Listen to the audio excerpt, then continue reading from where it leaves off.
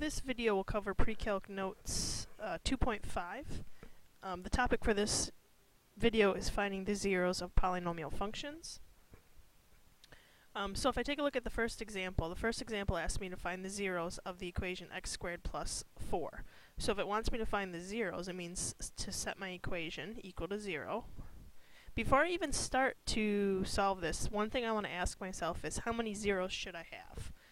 And what I know, since the degree of this problem is 2, it's 2 because that's my highest exponent, that tells me the number of zeros that I should have. So I know that because the degree is 2, I should get 2 zeros.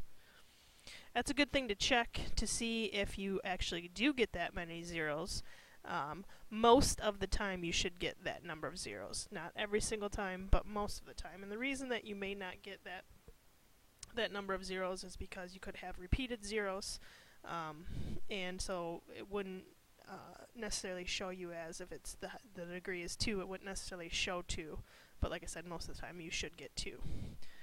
Another good reason why you want to write this down, I'll show you when we're done with this problem, is especially when you're dealing with an x squared and you have to take the square root. So if you were to solve this, you would subtract 4, which would give me a negative 4 equals x squared, and then get rid of the squared by taking the square root. And then you'll say to yourself, okay, well I know the square root of 4 is 2, but if it's a negative 4, it's got to be an I. And a lot of students will stop here and they'll say, well, my answer is 2i. But again, I said I'll show you the reason why you should get 2 zeros for this one. I should get 2 zeros. Remember, when I take the square root of a number, I have to consider both the positive and the negative. And a lot of students will just stop at the 2i and they will forget the plus or the minus. So if I take the time to, ahead of solving this, so before I solve it, if I take the time to actually tell myself how many zeros I should have, well then I probably won't forget to put that plus or minus down. Let's apply the same concept to this one. Find the zeros means to set it equal to 0. And I should get 4 zeros when I solve this. So I should get 4 zeros. I may not get all 4 depending on you know, how I'm choosing to solve this problem, or depending on if any of these zeros are duplicates. So when I look at this problem here, my thought process is I can actually solve this by thinking about the difference of 2 squares.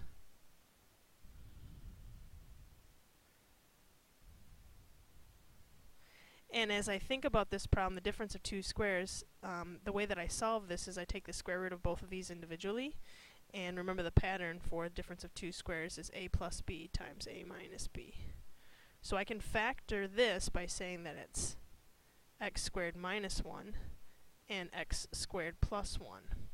Now, if I decided to just add the 1 over here and then take the 4th root, I probably won't come up with 4 zeros. And so you probably don't necessarily want to solve the problem that way. That's why I think using the difference of 2 squares is going to show you all 4 zeros. So if these two polynomials are multiplied together to be equal to 0, let's set them individually equal to 0. So when I add 1, I get x squared equals 1. And when I take the square root, I get a plus or minus 1. Over here I'll subtract 1. And again, when I take the square root, I have to remember that I'm going to get plus or minus a 1i. And so I actually end up with my 4 zeros this way. Again, remember, considering both the positive and the negatives, I'd have a 1, I have negative 1, I have 1i, and I have negative 1i as the 4 answers. And so that's how I'm going to get my 4 zeros. Okay, taking a look at the next example, if I want you to find the zeros of this polynomial, set it equal to 0.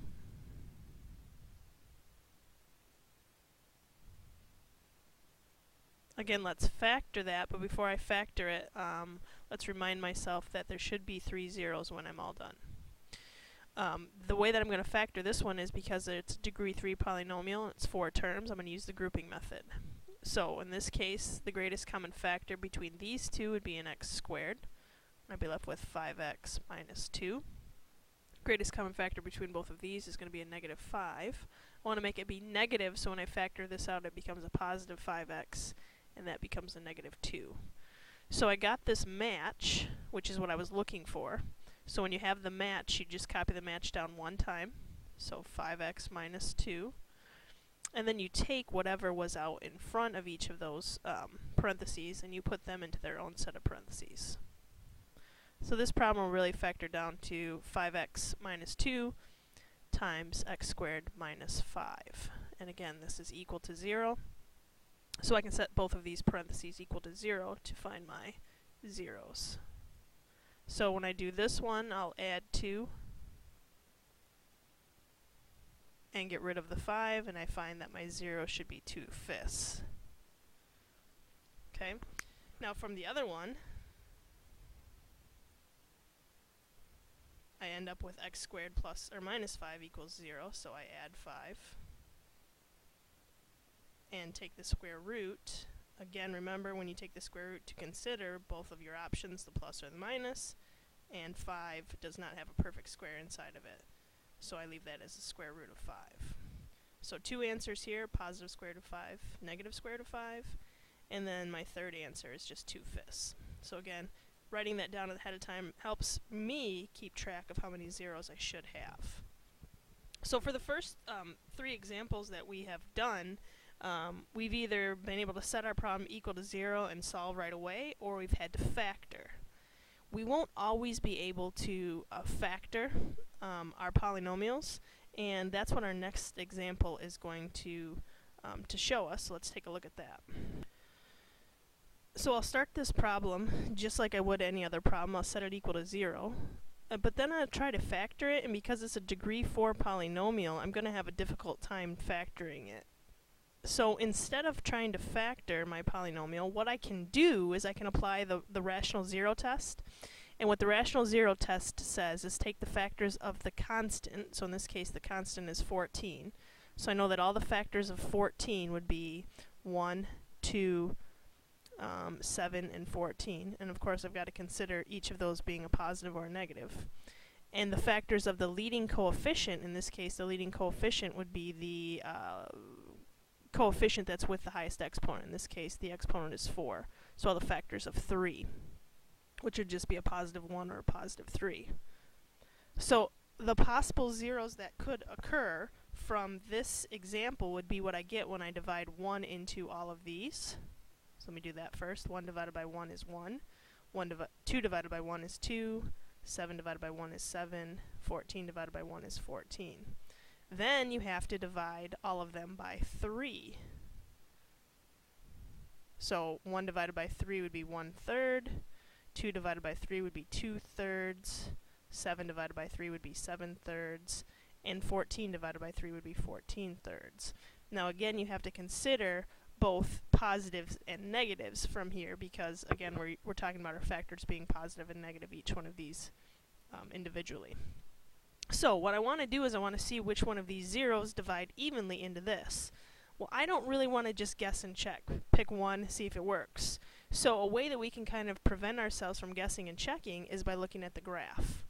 So notice when I look at the graph over here, that it looks like the graph is crossing the x-axis in 4 different places. Pick one of those that look like it's this number. The easiest one to look at, first of all, is a positive 2, because that one looks pretty obvious that it's going right through at 2. So if it goes through right at 2, I should be able to do synthetic division and show that it equals a 0. So let's try that. So write down my coefficients. I'm not missing any of the exponents. It goes from 4 to 3 to 2 to 1 to 0, so I don't have to include any zeros. Drop down the first term.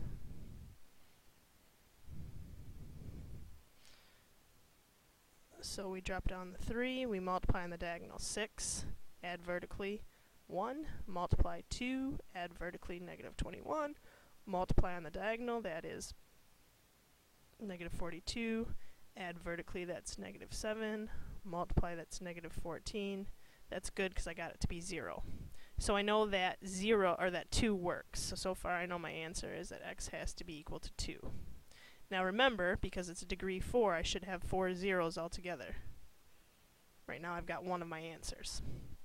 So the next thing that I want to try is I want to see if I can notice any of the other numbers that would appear on my graph.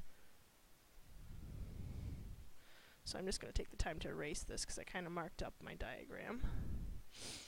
So notice that this is going through somewhere between 2 and 3.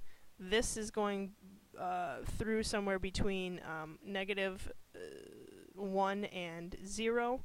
So I'm thinking that I could try, because these numbers are between 0 and 1, but I could also include the negatives. So I'm either going to try negative 1/3 or negative 2/3.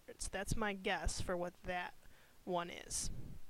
And I'm not sure which one it is, so it looks like it's a little bit closer to 0 than it is to 1, so I'm going to try the negative 1/3. So right from here, not from my original coefficients, but right from what I just divided out, so the coefficients that I have left, I'm going to put a negative 1/3 here. And I'm going to try synthetic division. If I go back to my original, then I won't ever be able to factor this answer that I have left over down. So that's why I'm going to go from these. So I drop down the 3, multiply, that's negative 1, add, that's 0, multiply, that's 0, add, that's negative 21, multiply, that's 7, I got a remainder of 0, which is what I wanted. So here's what I know now, that x should also equal negative 1/3. If I didn't get a 0 here, that means that negative 1/3 didn't work. I'd have to pick a different number, okay? But I got lucky, I picked the negative 1/3 and that worked. So this polynomial right here was when I had x to the 4th power. This polynomial was what I got when I had x to the 3rd. That means that this answer has to be x squared. So I'm taking an x out every single time. So I'm left with 3x squared minus 21. I can choose to try to do synthetic division again, or I can factor it when it's a degree 2 polynomial, or I guess not really factor this one. I can just solve this. So add 21. I would get 3x squared equals 21. Divide by 3.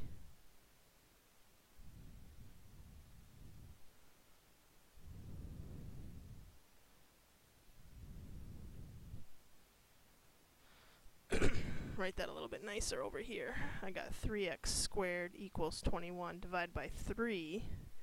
I get x squared equals 7, not 21 anymore. And then I take the square root of that, and I end up with x being equal to plus or minus the square root of 7.